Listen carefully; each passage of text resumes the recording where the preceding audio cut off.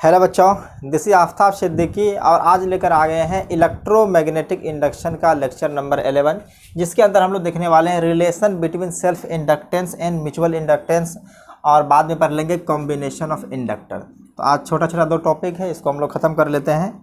उसके बाद next class में हम लोग आ जाएंगे एसी जनरेटर पे। उसके बाद ये चैप्टर ख़त्म हो जाएगी, फिर अल्टरनेटिंग करंट पे आ जाएंगे। तो पहला हेडिंग लगाइए relation between self inductance and mutual inductance. तो इसके बारे में रिलेशन देख लेते हैं। तो चलिए इसको आगे बढ़ाते हैं। तो हेडिंग यही दीजिएगा, relation between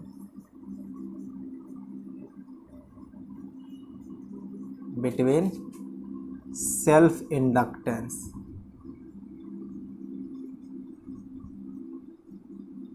and mutual inductance.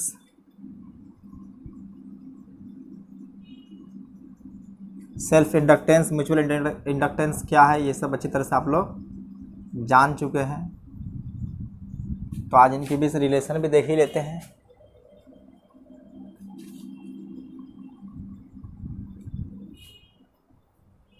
तो जनरली हम लोग क्या है कि एक कोई सिलेंड्रिकल पीस ऑफ मान के चलिए सिलेंड्रिकल पीस लेते हैं किसी तरह का। तो ये मान लीजिए कोई सिलेंड्रिकल पीस है कुछ इस तरह से, जिस तरह से सोलेनॉइड में आप लोग देखे थे कि इसके ऊपर अगर हम वायर को बाउंड कर देंगे तो वो एक सोलेनॉइड का फॉर्मेशन करेगा। तो यहाँ पे हम लोग जनरली वायर को बाउंड कर देते हैं इसके ऊपर। मान लीजिए वायर बाउंड कर दिए हैं। अब ये वायर बाउंड कर दिए हैं तो आपको ये लग रहा होगा कि एक सेल्फ इंडक्टर की तरह बिहेव कर रहा है, क्योंकि अगर बहुत सारे कॉइल को एक कॉइल के अंदर बहुत सारे टर्न देते हैं तो एक कॉइल बनता है। अब इसके अंदर अगर हम करंट भेजेंगे और वो भी करंट जब भेजेंगे चेंजिंग करंट, तो इसके अंदर क्या होगा कि एक इंड्यूस ईएमएफ आ जाएगा और जिसकी वजह से एक इंड्यूस करंट होगा। तो इनका लेंथ हम लोग जनरली कंसिडर कर लिए हैं कि ये लेंथ जो है सो एल है। ये लेंथ जो है एल है और इसका क्रॉस सेक्शन एरिया को ए कंसिडर कर लेते हैं। इतना बात क्लियर हो गया है। तो इनके वजह से सेल्फ इंडक्टेंस का फॉर्मूला जो है सो हम लिखने वाले हैं। अगर बहुत लोग चाहें तो उसको पता चल जाएगा कैसे लिखे हैं, और नहीं भी पता चल रहा है तो हम यहाँ पे बगल में कर देंगे। तो अगर मान लीजिए कि अगर ये वायर इसके अंदर जो कॉइल दिया है तो इसका ये कॉइल को मान लेते हैं फर्स्ट, इसको फर्स्ट मान लेते हैं। इसके अंदर नंबर ऑफ टर्न्स जो है उसको N1 कंसिडर कर लेते हैं। ये कॉइल 1 के अंदर जो number of turns per unit length होता है, N क्या होता है, number of turns per unit length, तो वो N1 है। तो इसके वजह से अगर सेल्फ इंडक्टेंस देखेंगे, अगर ये कॉइल का सेल्फ इंडक्टेंस देखेंगे तो इसकी वजह से जो फार्मूला आने वाला है वो L = mu naught N1² A × L आता है। अब ये हम प्रूफ भी कर दिखा सकते हैं। तो चलिए यहाँ पे हम प्रूफ कर देते हैं।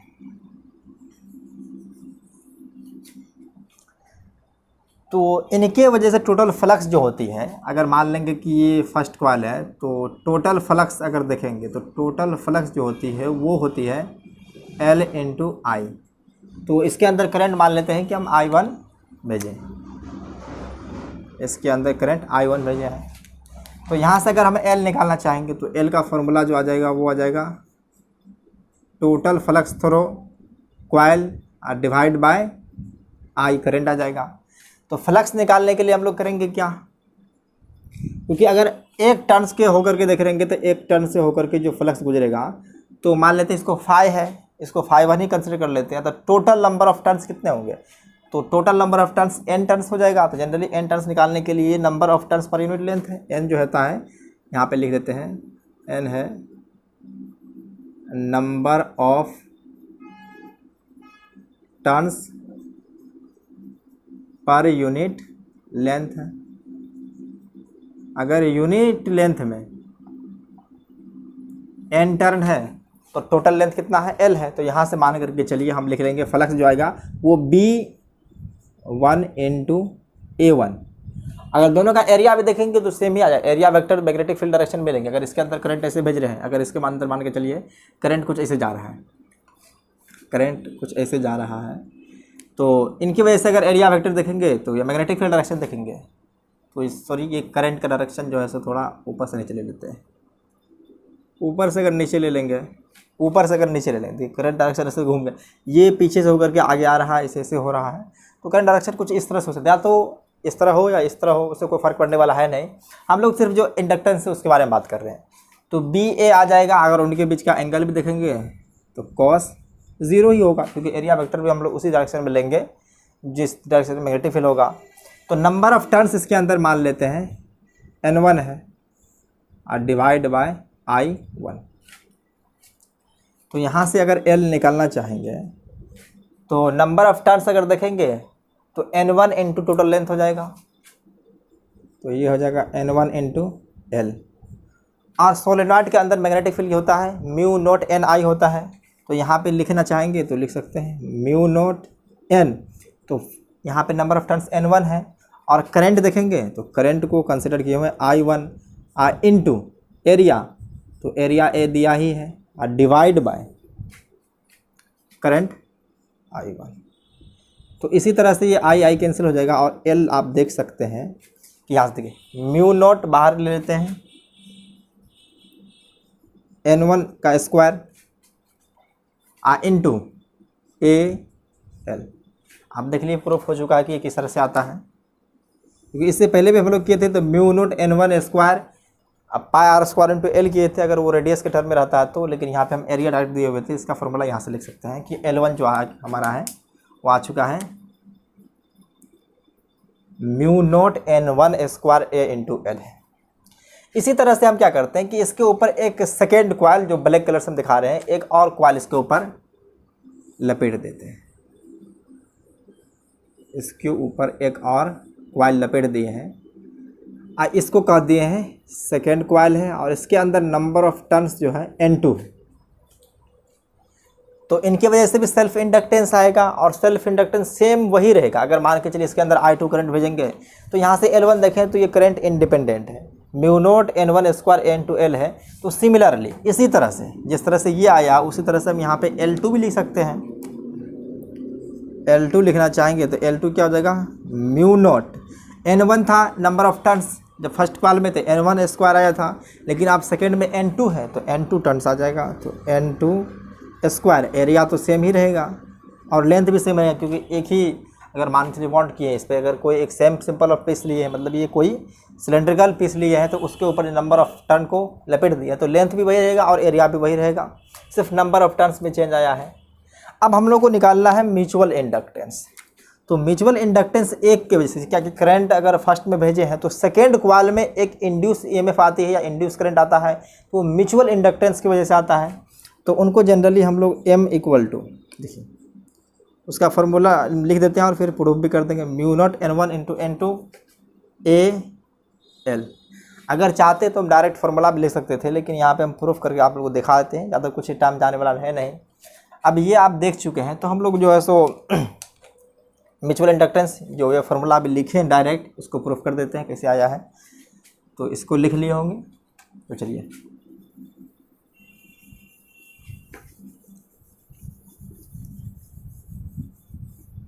अब क्या हो रहा है कि फ्लक्स देखना सेकेंड के अंदर चेंज होगा फर्स्ट के करंट की वजह से। करंट हम भेजे हैं फर्स्ट क्वाइल में, और सेकेंड क्वाइल में जो फ्लक्स चेंज आती है उसी को म्यूचुअल इंडक्टेंस कहते हैं। तो यहाँ पे लिख सकते हैं कि जो φ2 है वो directly proportional to current through first coil होगा। तो ये टोटल फ्लक्स कर देते हैं, ये टोटल फ्लक्स कर देते हैं। तो टोटल फ्लक्स में चेंज जो सेकेंड क्वाइल के अंदर आ रहा है वो I1 फर्स्ट क्वाइल के करंट की वजह से। तो यहाँ से प्रोपोर्शनलिटी को जब हटाएंगे हम, तो ये जो आता है सिंबल MI1, इसी को म्यूचुअल इंडक्टेंस कहते हैं। ये है म्यूचुअल इंडक्टेंस,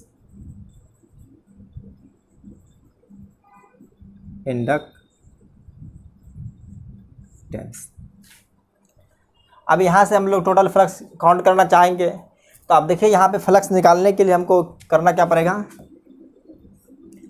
पहले मैग्नेटिक फील्ड देखना है इसके अंदर क्या है। तो मैग्नेटिक फील्ड देखिए जो क्वाइल 1 की वजह से प्रोड्यूस हुआ है वो सेम, अगर मान के चलिए अगर सारा अरेंजमेंट सेम ही है, तो सेकेंड क्वाइल से भी जो नंबर ऑफ फील्ड लाइन्स गुजरेगी, जितना फर्स्ट से गुजरेगी उतना सेकेंड से। तो मैग्नेटिक फील्ड जो फर्स्ट से गुजर रही है वो सेकेंड से भी गुजर रही है। तो यहाँ से B1 लिख सकते हैं, और एरिया जो हो जाएगा वो A2, और इन दोनों के बीच का एंगल भी cos 0 ही रहने वाला है। ये तो एक टर्न का हो गया। अगर इसी तरह से कितना नंबर ऑफ टर्न्स है तो N2 है, तो टोटल N2 तो यूनिट लेंथ में है, तो टोटल टर्न्स मान लिए कि N2 था, कैपिटल N2 को मान लिए हैं, टोटल नंबर ऑफ टर्न्स है सेकेंडरी कॉइल में। तो यहाँ से देखिए MI1 आ चुका है, तो N2 को लिखना चाहेंगे तो एक यूनिट लेंथ में N number of N2 turns है, तो टोटल लेंथ में हो जाएगा N2 इंटू L, और एरिया देखेंगे मैग्नेटिक फील्ड तो वही आ जाएगा mu naught N1 I1 into area तो सेम ही रहेगा, और cos 0 का वैल्यू 1 ही होता है। यहाँ से M इंटू I1, तो आप देखिए यहाँ से I1 कैंसिल आ जाएगा, ये I1 और ये I1 कैंसिल हो चुका है। तो M का फॉर्मूला आपको यहाँ से डायरेक्ट पता चल रहा है, म्यू नोट N1 N2, देखिए म्यू नोट ये N1 इंटू N2 और A इंटू L, देख लिए वही फॉर्मूला हम लिखे थे। अब क्या करते हैं, दोनों तरफ इसमें स्क्वायर कर देते हैं, स्क्वायर दोनों तरफ कर देंगे, कोई दिक्कत नहीं होनी चाहिए। Mu naught N1 N2 A L दोनों का स्क्वायर कर दी। अब इसको थोड़ा अरेंज कर लेते हैं जो जो हमको ज़रूरत पड़ेगी उसके अकॉर्डिंग। तो देखिए म्यू नोट को बाहर कर लेते हैं, एक म्यू नोट को N1 का स्क्वायर कर देते हैं, N1 square A into L ले लेते हैं। अभी देखिए आपको प्रूफ कर देंगे, म्यू नोट अब N2 का स्क्वायर ले लेते हैं A इंटू L। आप देखिए mu naught into mu naught का स्क्वायर आ गया है, N1 का स्क्वायर आ चुका है, इधर N1 नहीं है तो N1 स्क्वायर आ जाएगा A into A square L into L square, तो टोटल होल स्क्वायर आ चुका है। लेकिन आप गौर से देखिएगा तो ये L1 है और ये L2 है, तो यहाँ से रिलेशन आ चुका है M square equal to L1 into L2, और यो M जो आप लिख सकते हैं डायरेक्ट, स्क्वायर को हटा देंगे दोनों तरफ, तो यहाँ पे L1 इंटू L2 लिख सकते हैं आराम से। तो दोनों में रिलेशन जो आ चुका है ये है। ये एक स्पेशल केस लिए हैं जब कोई इसके अंदर से फ्लक्स का लीकेज नहीं है, ये वैलिड तभी है, लिख सकते हैं यहाँ पे if no leakage of flux, इसमें किसी तरह का फ्लक्स का लीकेज नहीं हुआ है। आप देख सकते हैं कि जितना भी number of coils first coil से जितना भी नंबर ऑफ फील्ड लाइन्स गुजरी है वो सारे के सारे सेकंड से भी गुजरा है।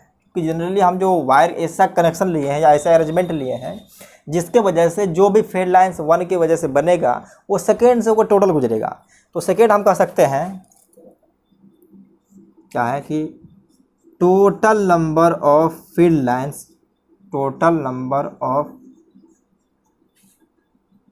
मैग्नेटिक लाइन ऑफ फोर्स भी कहते हैं, फील्ड लाइन्स को मैग्नेटिक लाइन ऑफ फोर्स भी कहते हैं। चलिए MFLF कर देते हैं, magnetic field lines due to one, total number of magnetic field lines due to one is passing through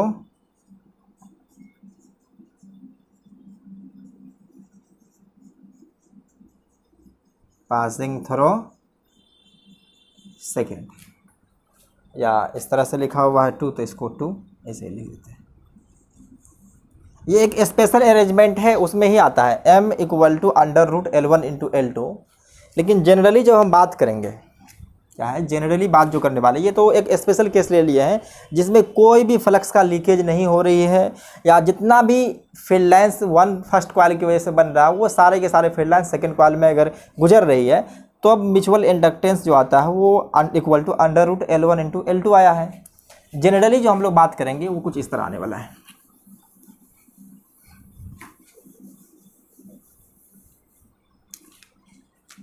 यहाँ से लिख सकते हैं फॉर जनरल कंडीशन।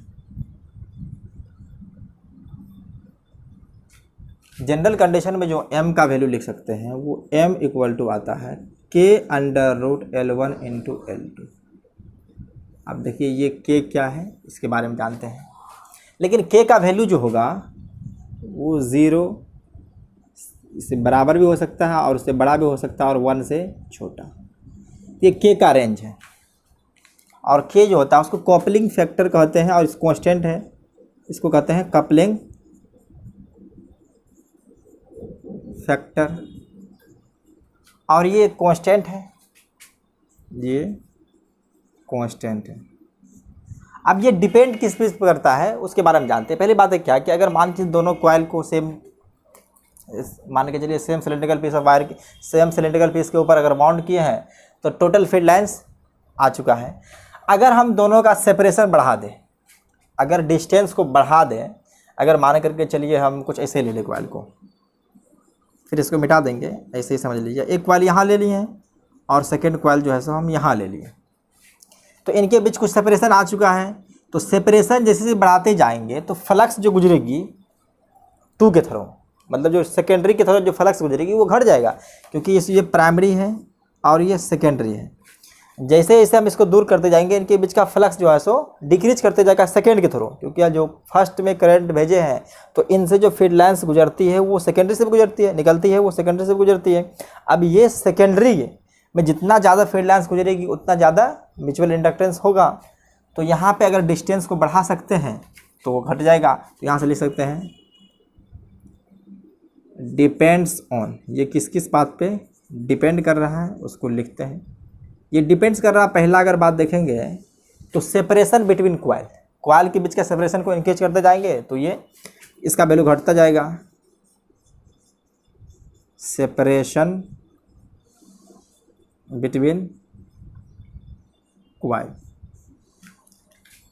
अब साथ साथ ये भी देख लें कि अगर हम इसका ओरिएंटेशन टेढ़ा कर दें, अगर हम इस कॉइल को मान करके चलिए कुछ ऐसे बना दें, अगर ओरिएंटेशन रिवर्स कर दिए हैं तो अब इनके वजह से जो फ्लक्स जाएगी वो भी कुछ न कुछ जो है सो इफेक्ट आ जाएगा। तो ओरिएंटेशन को अगर चेंज कर देंगे तो सेकेंडरी की तरफ फ्लक्स जो आएगा वो भी घट जाएगा। तो उसके वजह से ये भी बता सकते हैं कि ये ओरिएंटेशन पे भी डिपेंड कर रहा है। दूसरी बात करेंगे तो ये कर रहा है ओरिएंटेशन ऑफ कॉइल पे, ओरिएंटेशन ऑफ कॉइल।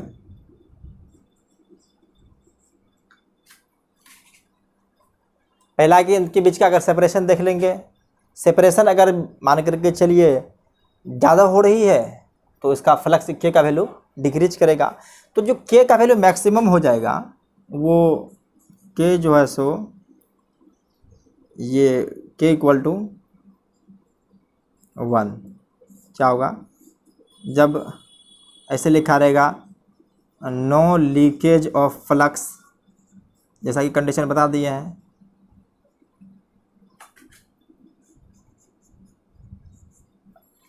अगर ये कह दिया कि कोई लीकेज ऑफ फ्लक्स नहीं हो रहा है तो के का वैल्यू आप 1 कंसिडर कर सकते हैं, डायरेक्ट 1 कंसिडर कर सकते हैं। और के का वैल्यू 0 कब हो सकता है, जब फार अवे कॉइल हो जाएगा,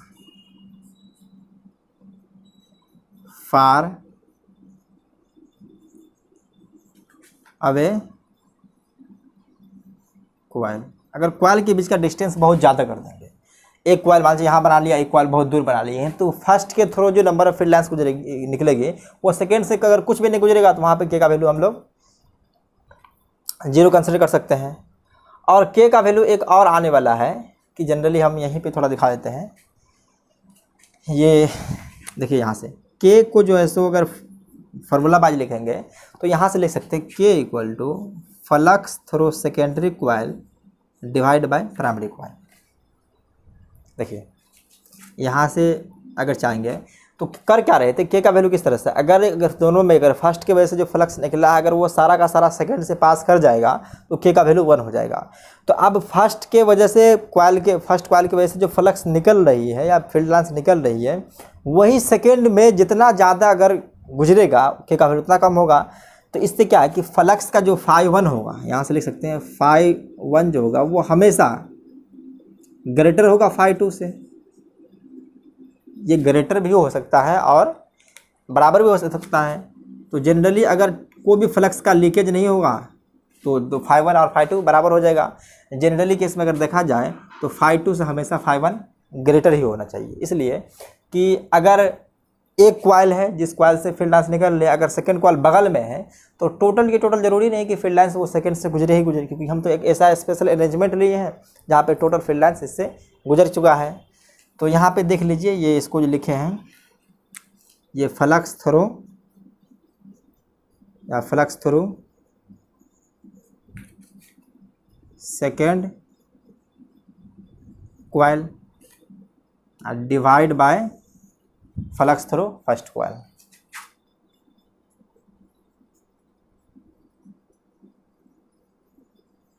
फ्लक्स थ्रू फर्स्ट कॉइल देख लिए। तो φ2 का फॉर्मूला आप के निकालने का, जो इसको कपलिंग फैक्टर कहते हैं या कपलिंग कांस्टेंट भी कह सकते हैं, वो φ2 डिवाइड बाय φ1। φ2 क्या, flux through secondary coil divide bye flux through primary coil. तो रिलेशन में बस यही है कि आप रिलेशन को हमेशा इस फॉर्मेट में याद रखिए। के का वैल्यू आपको दिया रहेगा फॉर्मूला में या कोई क्वेश्चन में, नहीं तो आप चाहें तो उसका कुछ सब हिंट दिया रहेगा कि कोई लीकेज ऑफ फ्लक्स नहीं हो रहा है, या साथ साथ कह देगा कि far away from the coil हो जाएगा। तो उस केस में आप लोग क्या करते हैं, के का वैल्यू या तो 1 पुट कर सकते हैं या तो 0 कर सकते हैं। नहीं तो जनरली और केस में क्या है कि आपको के का वैल्यू दिया ही रहेगा। तो इतना शायद आपको समझ में आ गया होगा, तो इसको पॉज करके एक बार नोट कीजिए। तो नेक्स्ट हेडिंग देखिए आप लोग, combination of inductor. Combination of inductor. Resistor का आप लोग देख चुके हैं कॉम्बिनेशन, कैपेसिटर का देख चुके हैं, आज इंडक्टर का भी हम लोग देख लेंगे। ये किसके तरफ बराबर होता है, या रेसिस्टर के लाइक होता है या रेसिस्टर के अपोज होता है। जनरली पैरेलल कॉम्बिनेशन और सीरीज कॉम्बिनेशन भी इसमें आने वाला है, कॉम्बिनेशन ऑफ इंडक्टर्स, क्योंकि बहुत सारे इंडक्टर को हम लोग कंबाइन करने वाले हैं। तो पहला केस हम लोग लेते हैं सीरीज कॉम्बिनेशन, उसके बाद पैरेलल कॉम्बिनेशन लेंगे। तो फर्स्ट में देखिए सीरीज कॉम्बिनेशन। सीरीज कॉम्बिनेशन का नाम सुनते ही आपको दिमाग में ये आना चाहिए कि जो सीरीज कॉम्बिनेशन में होती है करंट बराबर होती है। प्रत्येक इंडक्टर से अगर देखेंगे करंट तो सब में बराबर जाएगी। और साथ साथ ये है जो far away from coil, far distance का कहने का ये आपको बता हिंट देना चाह रहा है कि कोई म्यूचुअल इंडक्टेंस का यहाँ पे इफेक्ट नहीं है। नो इफेक्ट ऑफ एम, मतलब म्यूचुअल इंडक्टेंस का इफेक्ट से आपको ये दूर रखना चाहता है। सिलेबस में बस यही है, अगर इसका इफेक्ट आएगा तो क्या होने वाला है उसको हम बता देंगे। तो पहले सीरीज कॉम्बिनेशन लेते हैं। तो सीरीज कॉम्बिनेशन में आप जानते हैं कि सीरीज कॉम्बिनेशन में क्या करेंगे हम लोग, ये कॉइल बना रहे हैं, फर्स्ट कॉइल ये हो चुका है और सेकेंड इंडक्टर ये है। अगर 2 या 3 भी ले सकते हैं तो किसी भी तरह से आप ले सकते हैं, लेकिन बस हम 2 ही को लेकर के समझा रहे हैं आपको। तो चलिए ये ले लिए हम इंडक्टर, इसके अक्रॉस क्या करेंगे हम लोग, एक टर्मिनल के थ्रू बैटरी लगाएंगे। इसका इंडक्टेंस L1 कंसिडर कर लेते हैं, इसका L2 हो जाएगा। और ये बैटरी के अक्रॉस पोटेंशियल डिफरेंस को हम लोग V कंसिडर कर लेते हैं। तो कॉम्बिनेशन करने का मतलब क्या कि इन दोनों इंडक्टर को हटा करके हम एक ऐसा इंडक्टर लाएंगे जो सारा इफेक्ट इन दोनों के बराबर ही करेगा। जितना पोटेंशियल ड्रॉप ये दोनों कर रहा है उतना जो है सो वो अकेला करेगा। तो इनको हटा करके हम लोग क्या करते हैं कि एक नया इंडक्टर लगा देंगे जिसका काम सेम रहेगा। जो दोनों मिल करके करता है वो सिंगल ये जो रहेगा वो अकेला करेगा। इसको L इक्विवेलेंट करेंगे, इसको हम LE से रिप्रेजेंट कर रहे हैं। तो जनरली आप जानते हैं कि सीरीज कॉम्बिनेशन में होती है करंट सेम। अगर यहाँ से अगर हम करंट I निकाल रहे हैं तो दोनों के थ्रू करंट जो होगा वो I ही पास करेगा। सीरीज कॉम्बिनेशन में करंट सेम होता है लेकिन पोटेंशियल क्या होती है, डिवाइड हो जाता है। अगर इसमें लिखना चाहेंगे तो I सेम होता है, करंट सेम। और पोटेंशियल के बारे में बात करेंगे तो पोटेंशियल डिस्ट्रीब्यूट हो जाता है, पोटेंशियल डिस्ट्रीब्यूटेड। तो यहाँ पे दो इंडक्टर है, तो मान लीजिए कि ये पोटेंशियल जो है डिस्ट्रीब्यूट होकर इसमें V1 आ चुका है और इसके अंदर V2 आ चुका है। और जो पोटेंशियल इसके अक्रॉस है, मान के चलिए V इसके अक्रॉस है, तो अकेला ही ये सारा पोटेंशियल को ड्रॉप करेगा। ये जितना भी आने वाला दोनों को मिल करके V1 V2 की है, तो अब ये V1 V2 दोनों मिल करके V के बराबर होना चाहिए। तो हम लोग सीधा लेते हैं कि सिंपली केस जो होने वाला है, यहाँ पे देखिए रेसिस्टेंस के अक्रॉस जो EMF होता है वही पोटेंशियल ड्रॉप करता है। इसके अक्रॉस जो अगर EMF हम लिखना चाहेंगे तो जनरली E का फॉर्मूला क्या होता है, E equal to L di/dt minus में होता है, ये इस तरह से होता है। तो अगर पोटेंशियल ड्रॉप लिखना चाहेंगे चाहे इसके वजह से चाहे इसके वजह से, तो यहाँ पे हम L1 di/dt कर सकते हैं, और इसके अक्रॉस लिखना चाहेंगे तो माइनस में L2 di/dt कर सकते हैं। तो यहाँ से हम लोग लिख सकते हैं since V1 plus V2 equal to E। देख लीजिए, V1 को लिखने के लिए चाहेंगे तो हम लोग यहाँ से लिख सकते हैं V1 को माइनस में L1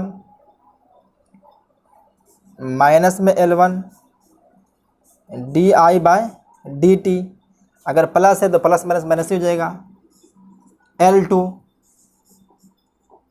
di/dt। और इनको हटा करके यहाँ पे देखें तो इसको अक्रॉस जो आ जाएगा potential difference V equal to वो माइनस में LE di/dt, यही आ जाएगा। तो यहाँ से कर देते हैं माइनस में LE di/dt। तो देखिए di/dt कांस्टेंट है, तो इसको हम लोग कैंसिल कर सकते हैं, और माइनस भी कांस्टेंट है तो इसको हम लोग हटा सकते हैं। तो यहाँ से क्या आ जाएगा L1 plus L2 equal to LE। अगर ये तो मान के चलिए 2 की लिखी है, अगर बहुत सारा नंबर ऑफ टर्न्स इंडक्टर दिया रहेगा सीरीज कॉम्बिनेशन में तो लिख सकते हैं यहाँ से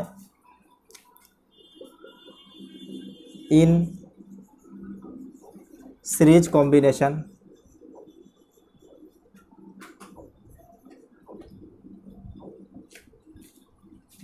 L equivalent equal to L1 plus L2 plus L3 dot dot dot dot. आप समझ रहे हैं कि ये रेसिस्टर की जैसे ही हो रहा है, हम लिख सकते हैं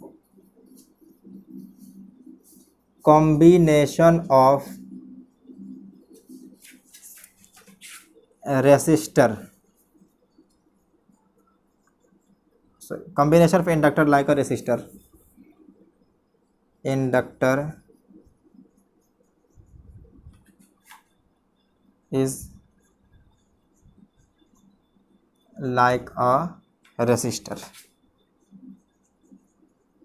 इसका कॉम्बिनेशन जो देख रहे हैं वो बिल्कुल रेसिस्टर में भी ऐसा ही होता था। रेसिस्टेंट के अक्रॉस जो निकालते थे सीरीज कॉम्बिनेशन, तो R equivalent equal to R1 plus R2 plus R3 plus R4 ऐसे ही कुछ आता था। तो यहाँ से अगर मान लीजिए पोटेंशियल डिफरेंस अगर आपको निकालना है तो आराम से जो V होता है डायरेक्ट प्रोपोर्शनल टू L आने वाला है।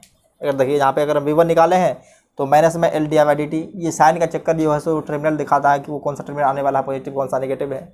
तो इसी तरह से अगर यहाँ पे देखेंगे तो टर्मिनल जो आएगा वो कुछ ऐसे, अगर करंट इंक्रीज कर रहा है तो कुछ ऐसे आने वाला है। तो ये सब बात आप जानते हैं, इसको पढ़ चुके हैं। तो सीरीज कॉम्बिनेशन ऐसा ही होता है। तो इसमें पोटेंशियल ड्रॉप अगर निकालना भी चाहेंगे तो अगर V1 निकालना चाहते हैं तो सीधा V1 इक्वल टू आप निकालना चाहें तो यहाँ से लिख सकते हैं L di/dt, L1 देख देंगे माइनस में। उसी तरह से अगर आप V2 निकालना चाहते हैं तो डायरेक्ट लगा दीजिए माइनस L2 di/dt।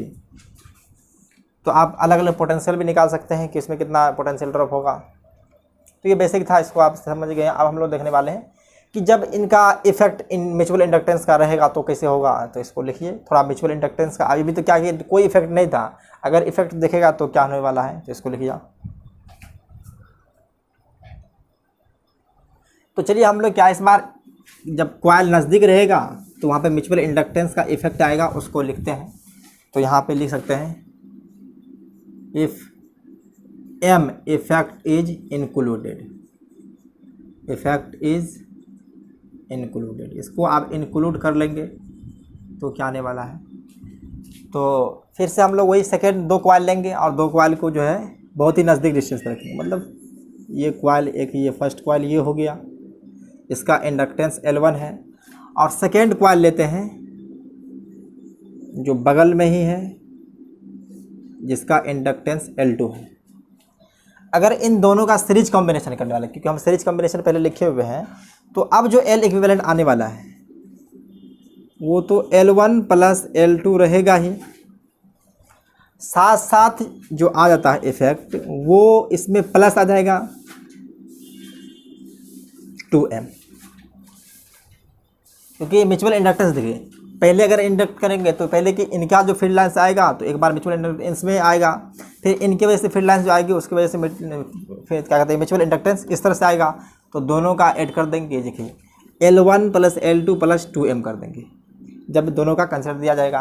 तो अगर हम इसको M को चाहेंगे तो एक और फॉर्मूला हम लिख सकते हैं, L equivalent equal to L1 plus L2 plus में 2 के under root L1 into L2। अगर म्यूचुअल इंडक्टेंस आपको नहीं दिया रहे और कपलिंग फैक्टर दिया रहेगा तो इस तरह से लिख सकते हैं। और फॉर्मूला में कोई डायरेक्ट प्लस माइनस देता है, लेकिन देखिए ये तो क्या है कि लाइक कॉम्बिनेशन, ये क्या है कि एडिंग लाइक कॉम्बिनेशन। देखिए जो फील्ड लाइन्स का डायरेक्शन होगा वो दोनों का एक डायरेक्शन में होगा। अगर मान चलिए करंट इसमें अगर ऊपर से नीचे आ रही है, अगर इसमें मान लिए कि करंट कुछ ऊपर से नीचे आ रही है तो इसमें भी करंट ऊपर से नीचे आएगी, तो दोनों का फील्ड लाइन्स का डायरेक्शन जो होगा वो सेम ही होगा। क्योंकि देखिए अभी अगर इस कॉइल को हम ऐसे कंबाइन कर रहे हैं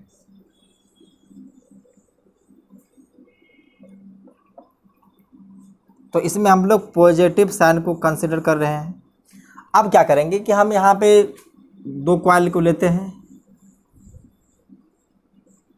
आप ऐसे लेकर के एक कॉइल को रिवर्स डायरेक्शन में कर दिए, तो इनका सेल्फ इंडक्टेंस L1, इसका L2 है। अब यहाँ जो हम लोग L इक्विवेलेंट लिखेंगे तो L1 प्लस L2 माइनस में M लिखेंगे 2M, माइनस में 2M। देखिए ऐसा क्यों हुआ कि ऐसा इसलिए हुआ कि अगर देखेंगे इसके वजह से करंट अगर ऊपर से नीचे आ रही है, मान लीजिए I1, फील्ड लाइन का डायरेक्शन ये हो गया, फील्ड लाइन का डायरेक्शन ये है, तो इसमें करंट जो जाएगा उसका जस्ट उल्टा आ जाएगा, क्योंकि इसमें फील्ड लाइन्स जो आएगी वो कुछ इस तरह से आएगा, तो एक दूसरे का फील्ड लाइन्स अपोज कर रहा है, तो जिसकी वजह से म्यूचुअल इंडक्टेंस जो आएगा वो अपोजिट डायरेक्शन में आएगा, तो वहाँ पे नेगेटिव साइन लगा देते हैं। अब यहाँ पे देखिए तो इसमें करंट हमको ऊपर जाता हुआ दिखाई देगा। अगर इसमें करंट अगर सामने से देख रहे हैं तो नीचे आता हुआ ऊपर से नीचे आ रहा है, इसमें क्या आएगा नीचे से ऊपर जाता हुआ दिखाई देगा, तो यहाँ से करंट हमको बाहर आता हुआ दिखाई दे रहा है, इसमें ऊपर से नीचे, लेकिन यहाँ सामने जो हमको करंट अंदर जाता हुआ दिखाई देगा, तो इसके वजह से फील्ड लाइन का डायरेक्शन जो आएगा कुछ इस डायरेक्शन में आएगा। तो दोनों का फील्ड लाइन एक दूसरे को अपोज कर रहा है, तो यहाँ से हम लोग लिख लिए कि L equivalent equal to L1 plus L2 minus में 2M। और अगर इसको कपलिंग फैक्टर के फॉर्म में लिखना चाहते हैं तो ये भी लिख सकते हैं L1 प्लस L2 माइनस में 2 के under root L1 into L2। देख लिए, तो ये कुछ ऐसे फॉर्मेशन आ जाएगा। ये बात जो है सो बहुत ही कम क्वेश्चन में पूछता है, लेकिन ये जो है सो आपको L इक्विवेलेंट निकालना है तो L1 प्लस L2 से ही कर सकते हैं। तो ये आपको हम बता दिए कि अगर म्यूचुअल इंडक्टेंस का इफेक्ट रहेगा तो डायरेक्ट अगर फॉर्मूला निकालना चाहते हैं तो ऐसे भी लिख सकते हैं, L equivalent equal to L1 plus L2, अब प्लस माइनस में 2M रहता है, सॉरी प्लस माइनस 2M, कुछ इस तरह से। आप प्लस कैसे लेना है, जब इस तरह कॉम्बिनेशन रहेगा तो प्लस साइन लेना है, जब इस टाइप का कॉम्बिनेशन रहेगा तो माइनस लेना है। इसको लिखिए, अब हम लोग पैरेलल कॉम्बिनेशन देखेंगे।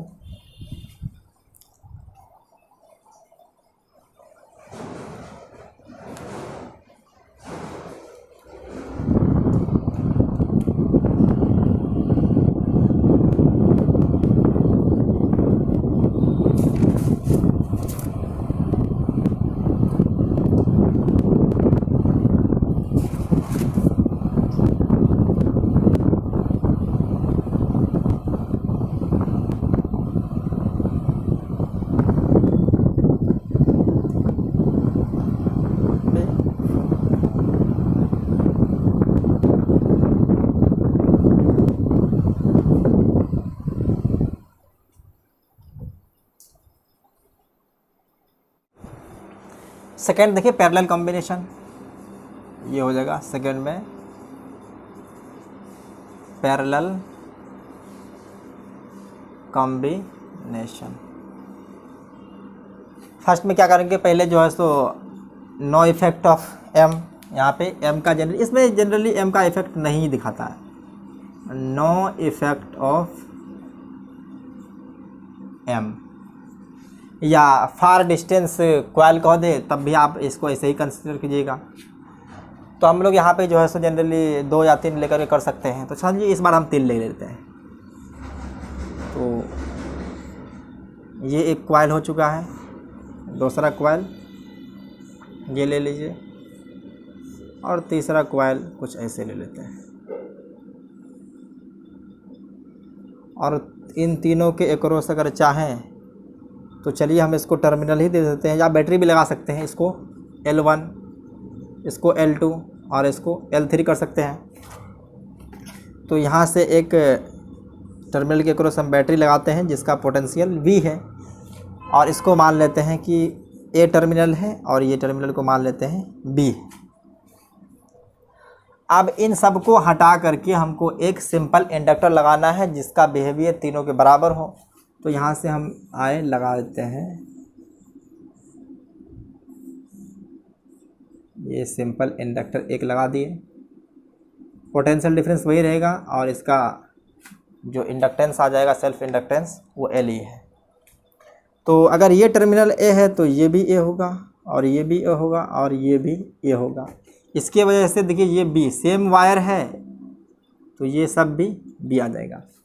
और यहाँ पे भी मान लेते हैं कि ये A है और ये B है, क्योंकि ये अगर A है और ये B है तो ऐसा ही आने वाला है। अब इन सब के एक्रॉस हमको पोटेंशियल डिफरेंस निकालना है। तो चलिए पहले निकाल लेते हैं इसके एक्रॉस। तो VA माइनस VB। अब करंट को पहले भेजते हैं। अगर करंट इस बैटरी से अगर I निकला है I, तो यहाँ आकर के मान लीजिए कि I1 इसमें गया और I2 इसमें गया और I3 इसमें गया, जहाँ पे आप जान सकते हैं कि I equal to I1 plus I2 plus I3। ये तीनों करंट डिस्ट्रीब्यूट हो चुका है, तीनों में अलग अलग करके गया है। तो यहाँ से लिख सकते हैं, अगर पहले के एक्रॉस अगर पोटेंशियल डिफरेंस लिखना चाहेंगे तो लिखने का फॉर्मूला बता चुके हैं, माइनस में L di1/dt। ये V को थोड़ा ऊपर कर दीजिए ताकि ये इसके एक्रॉस हो चुका है। अब VA माइनस V L2 के एक्रॉस लिखते हैं। तो VA माइनस में VB L2 के एक्रॉस लिखेंगे तो ये हो जाएगा माइनस में L2, थोड़ा L सही हो, माइनस में L2 di/dt। अब इसके एक्रॉस L3 के एक्रॉस लिखते हैं। L3 के एक्रॉस लिखना चाहेंगे तो चलिए सेम वही रहेगा, VA minus VB equal to minus में L3 di/dt। और इसका अगर पोटेंशियल मान लीजिए कि टोटल जो इसका V है, अभी भी VA माइनस VB हो जाएगा। तो इसके एक्रॉस अगर VA माइनस VB निकालना चाहेंगे तो फार्मूला सेम, माइनस में LE di/dt आ जाएगा। अब यहाँ से हम लोग वही कंसेप्ट, ये जो करंट डिस्ट्रीब्यूट किए हैं इसे देखेंगे। देखिए I इक्वल टू जो आ जाएगा I1 plus I2 plus I3, दोनों तरफ डिफरेंशिएट कर देते हैं di/dt कर करके। तो अगर डिफरेंशिएट करेंगे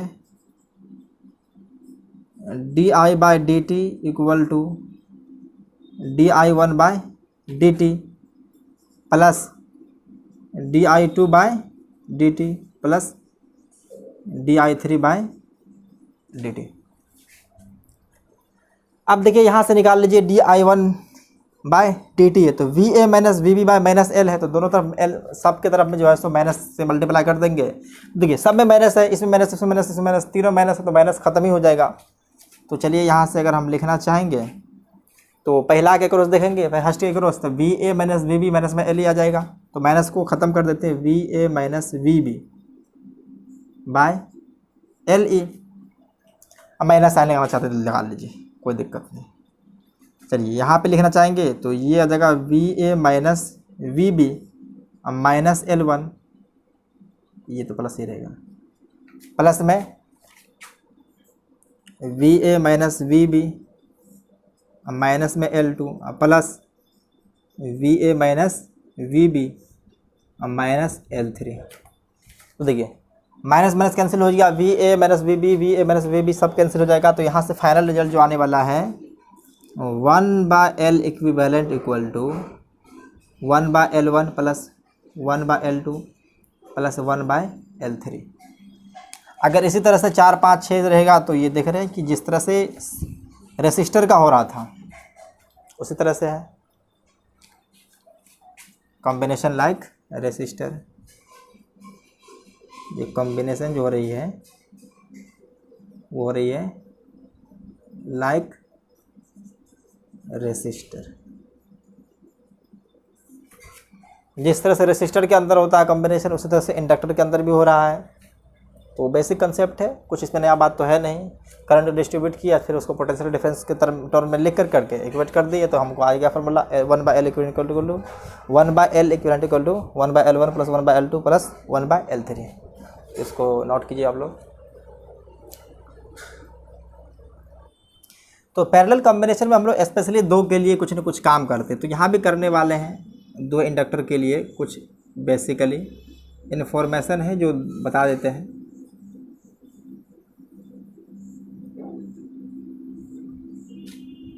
अगर इनके एक्रॉस करंट आई भेजेंगे तो इसमें फर्स्ट वाले में I1 जाएगा और सेकंड वाले में मान लीजिए I2 गया। इसका इंडक्टेंस L1 है और इसका coefficient of self inductance L2। तो यहाँ से हम लोग करेंगे क्या कि अगर जाएं देखेंगे तो जो L आ रहा है जनरली इसके एक्रॉस पोटेंशियल, दोनों के एक्रॉस क्या होगा, पोटेंशियल डिफरेंस सेम हो जाएगा। देखिए तो potential across potential difference same ही होगा, तो V1 इक्वल टू V2 कर सकते हैं। तो V1 को अगर हम लिखना चाहेंगे तो सिंपली आप फॉर्मूला जानते हैं, minus L1 di1 by dt equal to minus में L2 di2 बाय dt।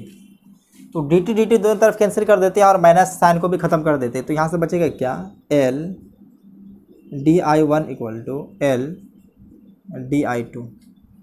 अब दोनों तरफ इंटीग्रेशन ले लेते हैं, तो दोनों तरफ इंटीग्रेट कर देते हैं। दोनों तरफ अगर इंटीग्रेट कर देंगे तो यहाँ से देखिए आ जाएगा L1 I1 equal to L2 into I2। देख लिए। तो अब यहाँ पे देखिए करंट का रेशियो और इंडक्टेंस का रेशियो जो आने वाला वो इन्वर्सली प्रोपोर्शनल आएगा। तो यहाँ से I1 बाय I2 अगर करेंगे हम, ये I1 ये रहा I1 बाय I2 अगर करना चाहेंगे तो देखिए L2 डिवाइड बाय L1 आ जाएगा, L सही हो, L2 डिवाइड बाय L1। देखिए पोटेंशियल जो डिस्ट्रीब्यूट होती है वो डायरेक्ट रेशियो में होता है, लेकिन करंट का देखेंगे तो इन्वर्स रेशियो में है। तो यहाँ से लिख सकते हैं जो I होगा वो इन्वर्सली प्रोपोर्शनल टू L। जिसका जितना ज़्यादा इंडक्टेंस रहेगा कोएफिशिएंट ऑफ इंडक्टेंस उसमें उतना ही कम करंट फ्लो होगा। तो यहाँ पे देख रहे हैं जिस तरह से रेसिस्टर के अंदर क्या है कि जो छोटा रेसिस्टर होता था उनमें ज़्यादा करंट फ्लो होती थी, तो उसी तरह से जिसका कोएफिशिएंट ऑफ इंडक्टेंस कम रहेगा उसके अक्रॉस करंट ज़्यादा गुजरेगा। तो ये तो बेसिक बात हो गया, समझ लिए। लेकिन अब क्या कि जब आपको इफ़ेक्ट कंसिडर करना है, एम का अगर इफ़ेक्ट कंसिडर करना है तो क्या करेंगे, इसको लिख लीजिए। तो यहाँ पे लिखते हैं if effect of M is consider, if effect of M is consider. ये सब आपके सिलेबस में नहीं है लेकिन फिर भी बता देते हैं कि किस तरह से होगा। तो देखिए इसका फॉर्मूला जो होता है जनरली वो होता है, डायरेक्ट फार्मूला ही बता देते हैं कि L इक्विवेलेंट इक्वल टू, अगर दो के लिए देखते थे तो कुछ ऐसे फार्मूला आ रहा था L1 इंटू L2 जिस तरह रेसिस्टर के अंदर, और L1 प्लस L2। इसमें थोड़ा सा ऐड कर देंगे, माइनस एम स्क्वायर से इसमें माइनस करके एम स्क्वायर कर दीजिए, और यहाँ पे plus minus, generally minus plus 2m consider लेते हैं। तो अब आपको किस में माइनस लेना है और किस में प्लस लेना है, तो उसके लिए आप बता देते हैं। ये देखिए, जब दो कॉम्बिनेशन रहेगा कुछ इस तरह से, ऐसा कॉम्बिनेशन रहेगा, तो आप इसके अकॉर्डिंग ये माइनस साइन रखिएगा, ये माइनस साइन। चलिए इसको डायरेक्ट ऐसे ही लिख देते हैं, ये इस बार ये के लिए, इसके लिए है। जब ऐसा रहेगा तो इनको मिटा देते हैं, कन्फ्यूजन ना हो आपको।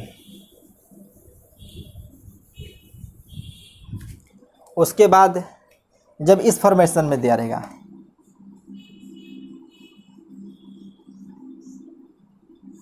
ऐसा भी तो हो सकता है कि रिवर्स कर दे। अगर ऐसा दिया रहेगा तो यहाँ पे आप प्लस साइन लेंगे। ये सब अगर आएगा भी तो डायरेक्ट फार्मूला के वही क्वेश्चन पूछेगा कि L1 इंटू L2 माइनस में m² और divide by L1 plus L2 plus में 2m। तो आप देख रहे हैं कि इसका वैल्यू छोटा होगा और इसका ज़्यादा होगा, तो ये होगा स्मॉलर, क्योंकि आप देखिए ये एंटी सेंस में लगा हुआ है, ये एंटी सेंस में है, क्योंकि ये सेंस में है। तो इनके अंदर अगर देखेंगे, इनका फील्ड लाइन्स का डायरेक्शन ये होगा, इसमें फील्ड लाइन्स का डायरेक्शन अगर यही होगा, क्योंकि अगर करंट इस तरफ से भेज रहे हैं तो। लेकिन इसमें अगर फील्ड लाइन्स का डायरेक्शन इस तरफ है तो इसके अकॉर्डिंग जो फील्ड लाइन्स बनेगी वो रिवर्स में आएगा। तो इंडक्टेंस अपोज कर रहा, तो अपोज करने की वजह से इसका वैल्यू तो कम होना ही चाहिए। तो यहाँ पे देखिए प्लस 2m से डिवाइड हुआ है, लेकिन यहाँ पे माइनस 2m से डिवाइड हुआ है, तो इसका वैल्यू ग्रेटर होगा और इसका वैल्यू कम होगा। तो आप इतना देख लिए हैं, ये कंसिडर R छूट गया था। तो बस कॉम्बिनेशन ऑफ इंडक्टर के ऊपर इतना ही बात था, तो हम सारा बता दिए हैं। तो आप लोग पढ़ाई करते रहिए। Take care, bye bye.